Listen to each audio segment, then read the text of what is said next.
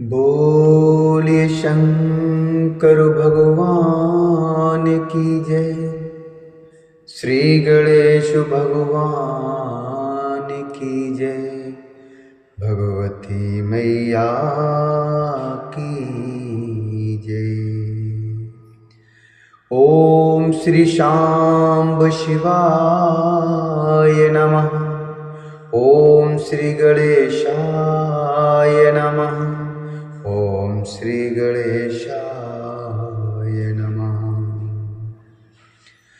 श्री शिव महापुराण के अंतर्गत कोटि रुद्र संहिता जो कि चतुर्थ संहिता है और इसके अध्याय प्रथम में आज हम प्रवेश करेंगे, जिसमें वर्णन है 12 ज्योतिर्लिंगों एवं उनके उपलिंगों के महात्म का वर्णन।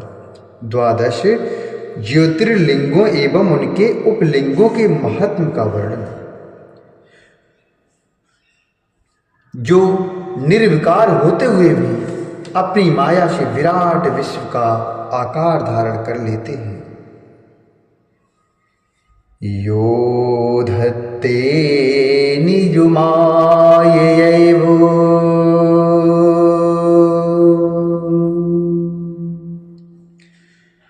यो धत्ते निजुमायैव भुवनाकारं विकारोजितो यस्याहो करुणा कटाक्षो विभवो स्वर्गापवर्गाभिदो यस्याहो करुणा कटाक्षो विभवो स्वर्गापवर्गाभिदो प्रत्यग्यबोधसुखाद्वयं हृदि सदा पश्यन्ति यं योगिन् इस्तस्मै शैलसुताञ्चितारधवफुषे शाश्वन्नमस्तेजसे इस्तस्मै शैलसुताञ्चितारधवफुषे शाश्वन्नमस्तेजसे। जो निर्विकार होते हुए भी अपनी माया से विराट विश्व का आकार धारण कर लेते हैं, स्वर्ग तथा अपवर्ग जिनके कृपा कटाक्ष के वैभव बताए जाते हैं, तथा योगी जन जिन्हें सदा अपने हृदय के भीतर आत्म ज्ञान आनंद स्वरूप में देखते हैं, आत्म ज्ञानानंद स्वरूप में देखते हैं, उन तेजोमय भगवान शंकर को, जिनका आधा शरीर शैल राजकुमारी पार्वती से शोभित है, निरंतर मेरा उनको नमस्कार है। जिसकी कृपा पूर्ण चितवन बड़ी ही सुंदर है, जिसका मुखार बिंदु मंद मुस्कान की छटा से अत्यंत मनोहर दिखाई देता है, जो चंद्रमा की कला से परम उज्ज्वल है, जो तीनों भीषण तापों को शांत कर देने में समर्थ है, जिसका स्वरूप सच्चिन्मय एवं परमानंद स्वरूप से प्रकाशित होता है, तथा जो गिरिराज नंदिनी पार्वती के भुजपाश से आवेष्टित है, वह शिव नामक कोई अनवर्चनीय तेजहा पुंज सबका मंगल करे। हे ऋषिगण बोले, हे सूत, आपने लोक का कल्याण करने के निमित्त अनेक प्रकार के आख्यानों से युक्त शिवजी के अवतारों का महात्म भली बात कहा। अब हे तात, आप शिव के लिंग संबंधी महात्म का प्रेम पूर्वक वर्णन कीजिए।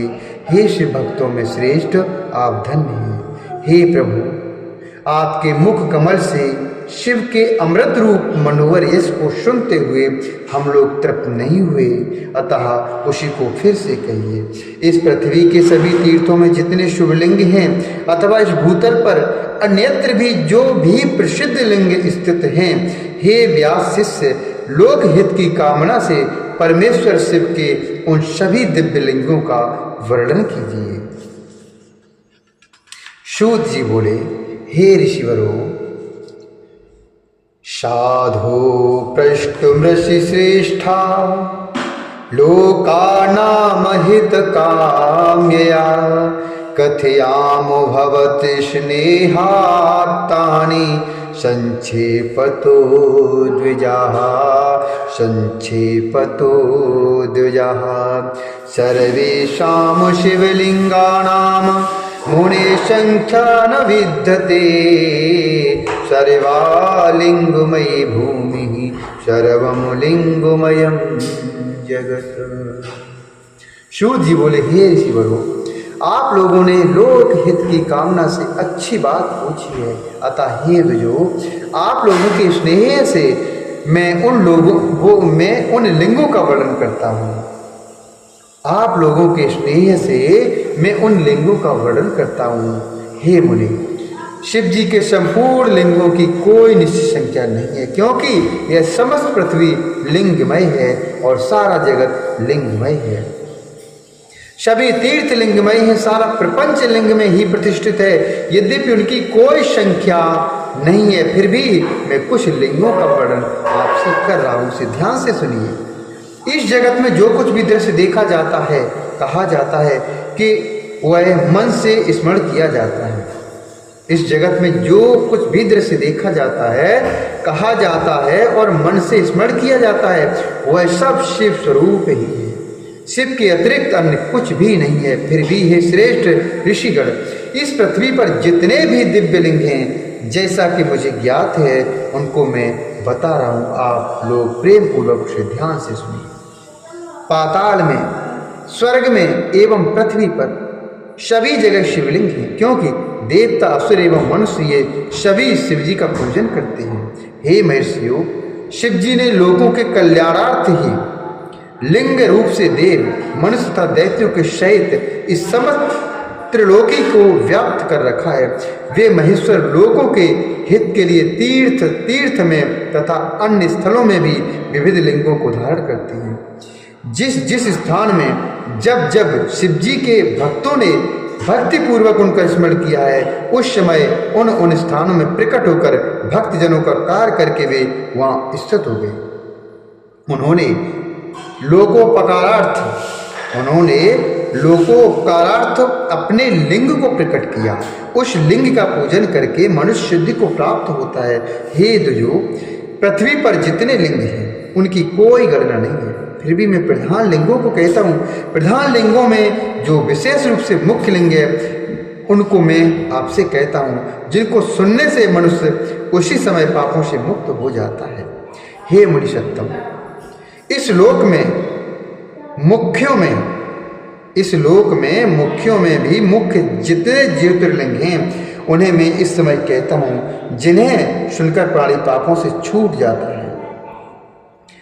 सौराष्ट्र में सोमनाथ, श्रीशैल पर मल्लिकार्जुन, उज्जैनी में महाकाल, ओमकार क्षेत्र में परमेश्वर, हिमालय पर केदार, डाकनी में भीमशंकर, वाराणसी में विश्वेश्वर, गौतमी नदी के तट पर त्र्यंबकेश्वर, चिताभूमि में वैद्यनाथ, दारुक वन में नागेश, सेतुबंध में रामेश्वर तथा शिवालय में घुष्मेश्वर नामक ज्योतिर्लिंग जो प्रतिदिन प्रातः काल उठकर इन 12 नामों का पाठ करता है, उसके सभी प्रकार के पाप छूट जाते हैं और उसको संपूर्ण सिद्धियों का फल प्राप्त हो जाता है। हे मुनीश्वरों, उत्तम पुरुष जिस मनोरथ की अपेक्षा करके इनका पाठ करेंगे, वे उस मनोकामना को इस लोक में तथा परलोक में प्राप्त करेंगे। और जो शुद्ध अंतःकरण वाले पुरुष निष्काम भाव से इनका पाठ करेंगे, वे पुनः माता के गर्भ में निवास नहीं करेंगे। इस लोक में इन लिंगों का पूजन करने से ब्राह्मण या सभी वर्णों का दुख नष्ट हो जाता है और परलोक में निश्चित रूप से उनकी मुक्ति भी हो जाती है। इन लिंगों पर चढ़ाया गया प्रसाद सर्वथा ग्रहण करने योग्य होता है, उसे श्रद्धा से विशेष यत्न से ग्रहण करना चाहिए। ऐसा करने वाले के समस्त पाप उसी क्षण भ्रष्ट हो जाते हैं। हे द्विजो, इन ज्योतिर्लिंग का विशेष फल कहने में ब्रह्मा आदि भी समर्थ नहीं है, फिर दूसरों की तो बात ही क्या है। जिसने किसी एक लिंग का भी 6 मास तक यदि निरंतर पूजन कर लिया, उसे पुनर्जन्म का दुख नहीं उठाना पड़ता है। नीच कुल में उत्पन्न हुआ पुरुष भी यदि किसी ज्योतिर्लिंग का दर्शन करता है तो उसका जन्म पुनः निर्मल एवं उत्तम कुल में होता है। वह उत्तम कुल में जन्म प्राप्त कर धन से संपन्न एवं वेद का पारगामी विद्वान होता है। उसके बाद वेदोचित शुभ कर्म करके वह स्थिर रहने वाली मुक्ति प्राप्त करता है। हे मुनीश्वरों, म्लेच्छ, अंत्यज अथवा नपुंसक कोई भी हो, वह ज्योतिर्लिंग के दर्शन के प्रभाव से द्विज कुल में जन्म लेकर मुक्त हो जाता है। इसलिए ज्योतिर्लिंग का दर्शन अवश्य करना चाहिए। हे मुनि सत्तमो, मैंने संक्षेप में इन ज्योतिर्लिंग के फल का वर्णन किया है। अब इनके उपलिंगों को सुनिए। मही नदी तथा सागर के संगम पर जो अंतकेश नामक लिंग स्थित है। मही नदी तथा सागर के संगम पर जो अंतकेश नामक लिंग स्थित है, वह सोमेश्वर का उपलिंग कहा जाता है। सोमेश्वरस्य यलिंगमंतकेश मुदाहतम मह्याः सागर संयोगे तलिंगम पल्लिंगिकम। मही नदी तथा सागर के संगम पर जो अंतकेश नामक लिंग स्थित है, वह सोमेश्वर का उपलिंग कहा जाता है। भृगुकच्छ में स्थित परम शुभदायक रुद्रेश्वर नामक लिंग ही मल्लिकार्जुन से प्रकट हुआ उपलिंग कहा गया है। नर्मदा के तट पर महाकाल से प्रकट हुआ दुग्धेश्वर नाम से प्रसिद्ध उपलिंग है, जो संपूर्ण पापों का विनाश करने वाला है। ओमकारेश्वर संबंधी उपलिंग कर्दमेश्वर, ओमकारेश्वर संबंधी उपलिंग कर्दमेश्वर नाम से प्रसिद्ध है तथा बिंदु सरोवर के तट पर वह स्थित है और यह संपूर्ण कामनाओं को फल देने वाला है। यमुना के तट पर केदारेश्वर से उत्पन्न भूतेश्वर नामक उपलिंग स्थित है। यमुना के तट पर केदारेश्वर से उत्पन्न भूतेश्वर नामक उपलिंग स्थित है, जो दर्शन एवं पूजन करने वालों के लिए महापाप नाशक कहा गया है। सह्या पर्वत पर स्थित भीमेश्वर नामक लिंग भीमशंकर का उपलिंग कहा गया है। वह प्रसिद्ध लिंग महान बल को बढ़ाने वाला है। विश्वेश्वर से उत्पन्न लिंग शरणेश्वर नाम से प्रसिद्ध हुआ। त्र्यंबकेश्वर से सिद्धेश्वर लिंग प्रकट हुआ तथा वैद्यनाथ से वैजनाथ नामक लिंग का प्राकट्य हुआ।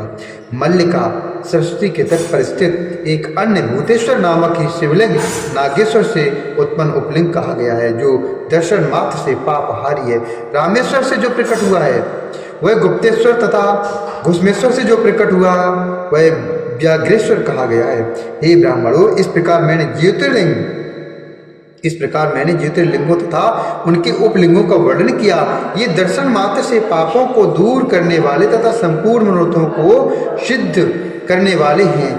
हे ऋषि श्रेष्ठ, ये प्रधान लिंग तथा उनके उपलिंग मुख्य रूप से प्रसिद्ध हैं। अब अन्य प्रसिद्ध लिंगों को भी सुनिए। इत श्री शिव महाप्राणे चतुर्थ्याम कोटिरुद्र संहितायाम ज्योतिर्लिंग दुत्तलिंग महात्म्य वर्णनम नाम प्रथमोध्याय। इस प्रकार से ऋषि महाप्राण के अंतर्गत चतुर्थ कोटि रुद्र संहिता में ज्योतिर्लिंग और उनके उपलिंगों का महात्म वर्णन नामक पहला अध्याय पूर्ण हुआ। बोल शंकर भगवान की जय। श्री हरि नारायण भगवान की जय।